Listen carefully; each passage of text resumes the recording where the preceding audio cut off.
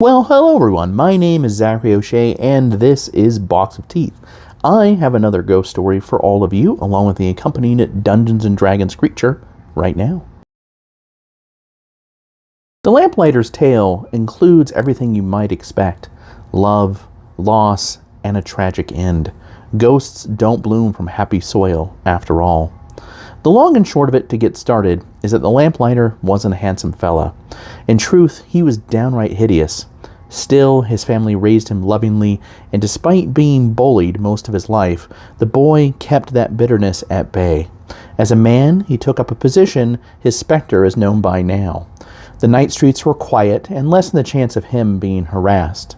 The darkness also hid his features, though he wore a cloak and a wide-brimmed hat too. He also had fancied himself a bit of a savior, staving off the darkness with his little light. A good man. A right man, this Lamplighter. How bright he burned on the inside.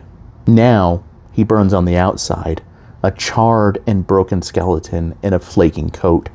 But why? Well, one night he came across some drunks accosting a lady of the evening. Drove them off with his pole, he did. The harlot gasped at first seeing her rescuer's face, but was drawn to the gentle soul beneath. Now, the Lamplighter didn't think he'd ever have a woman fall for him, but there she was. The pair visited one another night after night, month after month. The man used his meager pay to buy her hours. Eventually, they made plans to purchase the lady's contract from her pimp, leave the city, and start somewhere fresh hand in hand. That was a good dream. What a nightmare it became. The Blackheart who held sway over the harlot didn't fancy letting her go. What sort of example would it give the other girls, he said. He took the Lamplighter's offer coin, though, before beating him senseless and tossing him out in the street.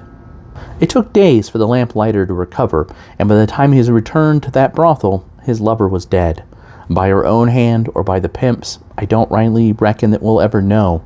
The Lamplighter didn't care, for he knew who was actually to blame. Under the cover of night, he doused that brothel in lamp oil, and then his body too. He didn't have anything left to live for, after all. Then the Lamplighter forced his way inside, taunted the Blackheart into a face-to-face confrontation, and lit them both ablaze. Oh, the house of a repute went up like a tumbleweed in a campfire, killing everyone inside. The flames didn't stop there either. By sunup, 4 blocks were reduced to burnt bones amid blackened timbers and smoldering cinders. A good deal of the rest of that slummy district was damaged as well. Folks built over the ruins, of course, a few times, truth be told. Every decade or so, a mysterious blaze erupts where the brothel once stood and rapidly gets out of control. I'll give you one guess who's behind that. All right, let's go ahead and take a look at the Lamplighter, who was a hero of sorts that is now turned into a tragic ghost. Let's go ahead and look at their statistics for Dungeons & Dragons 5th edition. The Lamplighter is a challenge rating 7, medium chaotic evil undead. Like any other ghost, he does have the usual damage resistance, damage immunity, and condition immunities, though fire and cold have been flipped, so he is resistant to cold, but immune to fire for pretty obvious reasons. Like any other ghost, he has ethereal sight, incorporeal movement, and etherealness.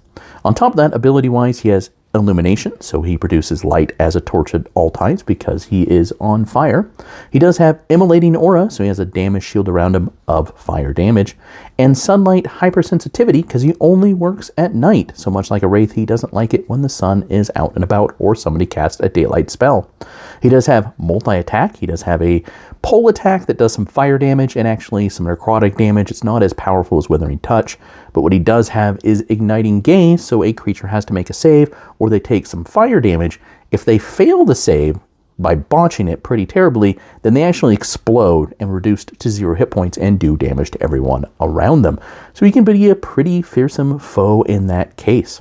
Hope you enjoyed the Lamplighter. He's got a bit of a longer, more tragic story than the other ghosts I've gone over so far. You can find him, the other ghosts, and hundreds of other horror-themed monsters for Dungeons & Dragons 5th edition, all perfectly free at boxofteeth.blogspot.com. If you're more interested in the horror fiction that I write or the non-D&D projects that I have, you can always go to www.zacharyoshea.com. I hope you have a great rest of your afternoon. Thank you for your time and your attention.